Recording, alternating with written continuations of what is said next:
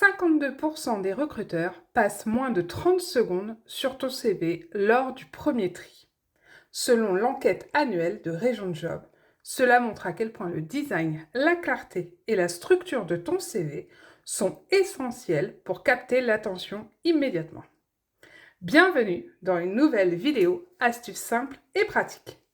Aujourd'hui, je vais partager avec toi quelques conseils essentiels pour soigner la forme de ton CV. Ce ne sont que des recommandations, mais souviens-toi, chaque recruteur a ses préférences. Encore une fois, je ne te donne que ma vision à moi, mais bien entendu, adapte toujours ton CV au poste visé et au secteur concerné. Tu vas voir que tout au long de mes petits conseils et astuces pratiques, tu vas te rendre compte qu'en effet, va falloir adapter. Tout au long de la vidéo, je vais également te présenter différents exemples de CV.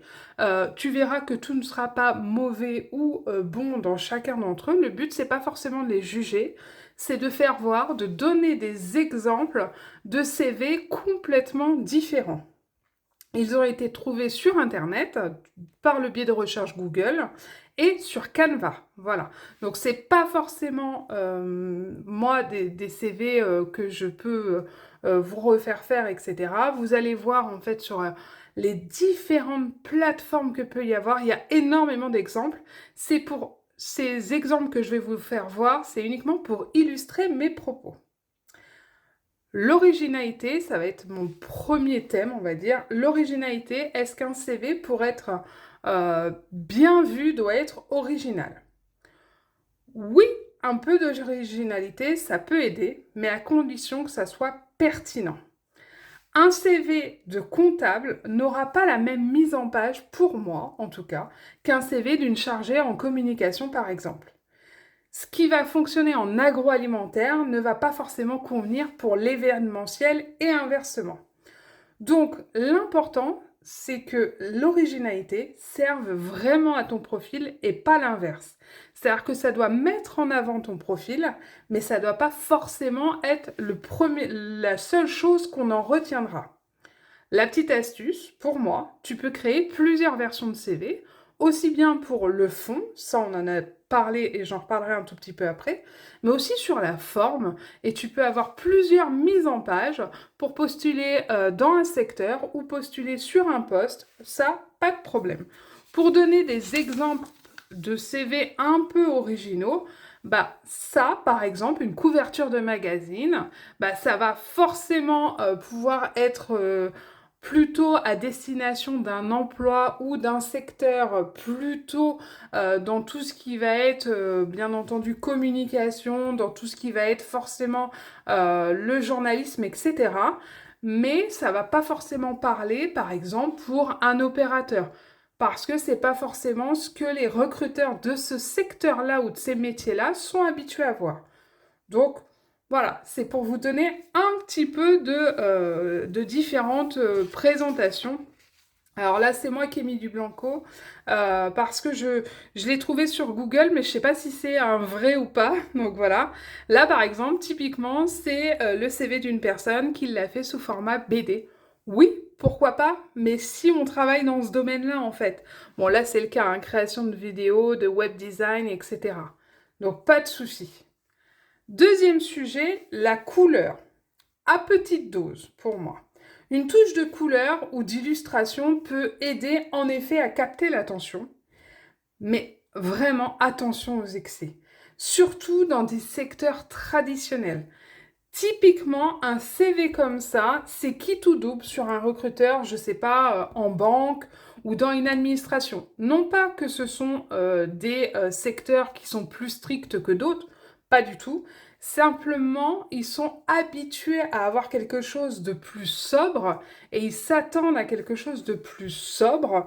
Et le graphisme, par exemple, d'un CV comme celui-là, ne va pas forcément donner une compétence, montrer une compétence, j'allais dire, sur le métier visé. Si je cherche un métier de banquier, bah, je ne suis pas sûre que toutes les banques cherchent à ce que les personnes qui postulent à leur offre soient capables de créer une BD. Voilà, donc en fait, ça peut sortir du lot, donc ça peut interpeller, pourquoi pas, mais ça peut aussi rebuter, faites-y attention. Donc, si c'est pas ton métier, comme là dans cet exemple-là, reste plutôt quelque chose de plus sobre, plus classique. Pense à la lisibilité. Une petite astuce, moi, que je te donne. euh, Quand tu veux savoir si un CV, il est clairement lisible, imprime-le en noir et blanc. Si ton CV perd toute sa structure et qu'on ne comprend plus rien en noir et blanc, c'est qu'il est trop dépendant de l'effet visuel. Parce qu'il faut le savoir, un CV, ça peut marcher quand le recruteur l'imprime en couleur, parce que toi, tu l'as envoyé en couleur. Mais il faut savoir aussi qu'avec les restrictions budgétaires et les valeurs écologiques de beaucoup d'entreprises, on imprime déjà plus beaucoup, et le peu qu'on imprime, souvent, c'est en noir et blanc. Donc ça, c'était pour vous donner un autre exemple et des petites astuces. L'impression en noir et blanc, ça peut permettre de voir. La lisibilité. Alors, là, je donne un autre exemple pour illustrer cette thématique. Pour moi, la lisibilité. La lisibilité, ça doit passer avant tout. Ton CV, il peut être classique, il peut être audacieux, comme par exemple un CV comme celui-là. Il peut être totalement audacieux, mais s'il n'est pas lisible, c'est mort.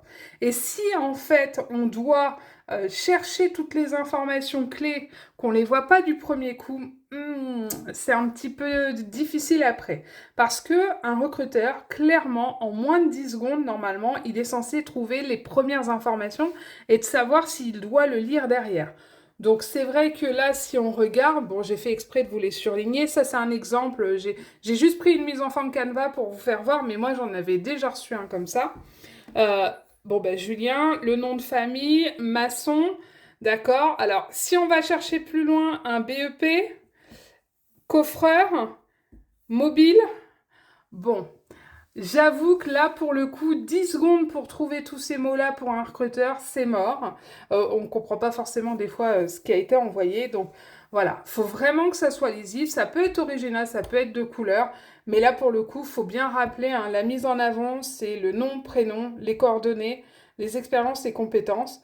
Faut utiliser des titres clairs, des listes à puces, hein, ça évite les gros blocs de texte. Voilà, donc pour donner un exemple. Et si tu as un doute sur la structure ou le contenu, je te renvoie vers ma vidéo où je détaille les rubriques essentielles et les différentes astuces pour que le fond soit là aussi important.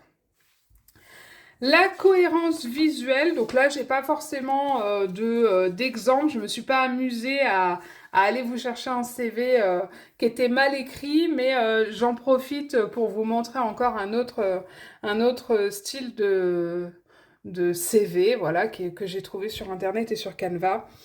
La cohérence visuelle, c'est des polices et des tailles d'écriture différents. Là, on le voit, on a du très gros, du plus petit, du penché, du... Voilà.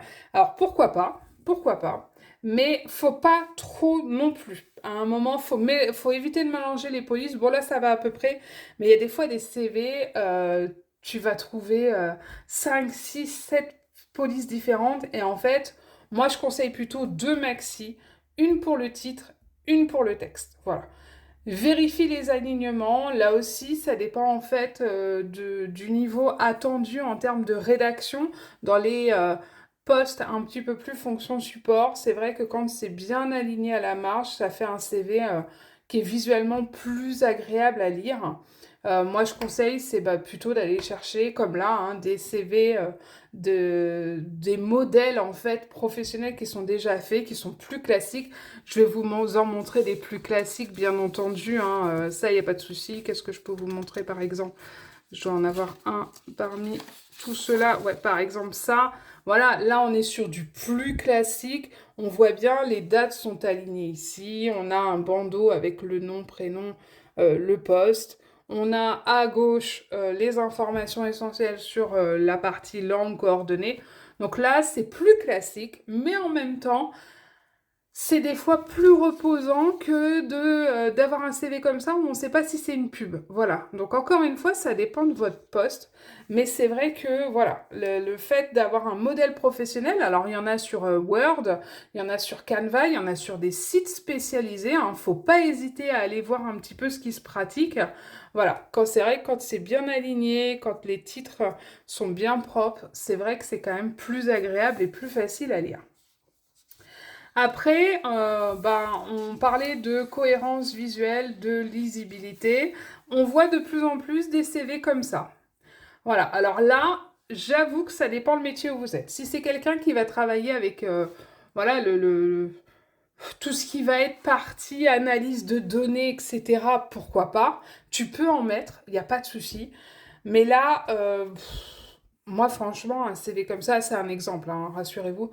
Un CV comme ça, moi, d'aller comprendre que là, c'est de 93 à 2016, les années, et que c'est ces expériences et ces formations qui sont là, déjà, on met un petit peu de temps, voilà.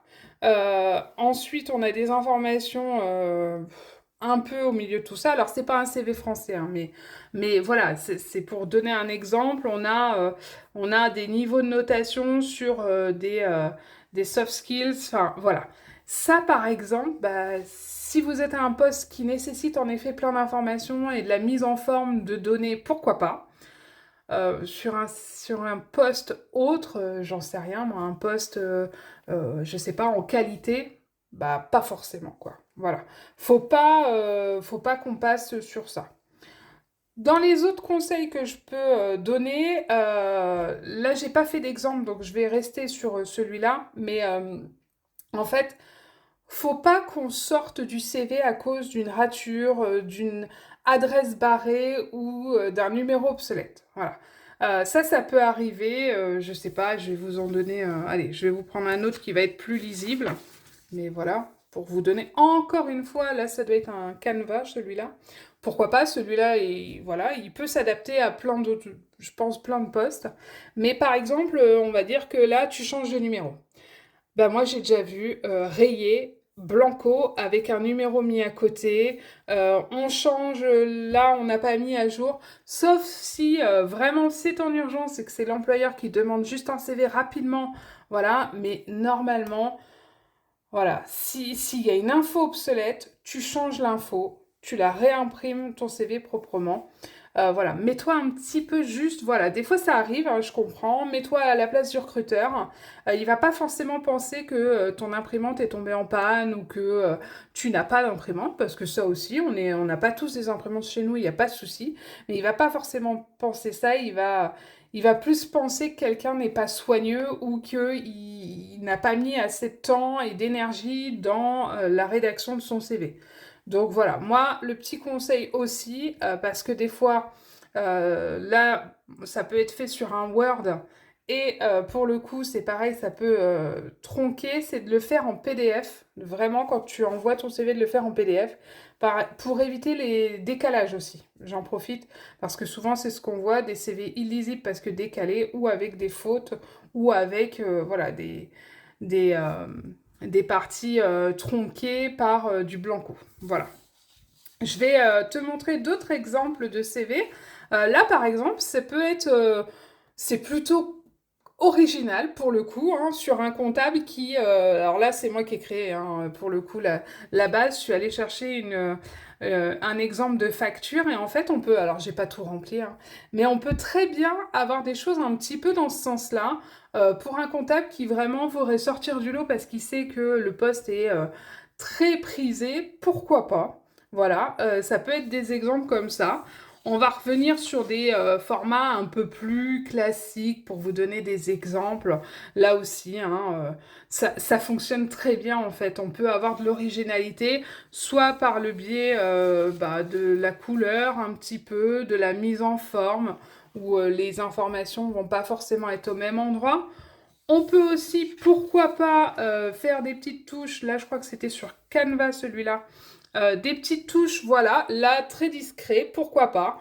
Des petites fleurs pour entourer. C'est un petit peu égayé, un peu original, mais pas trop.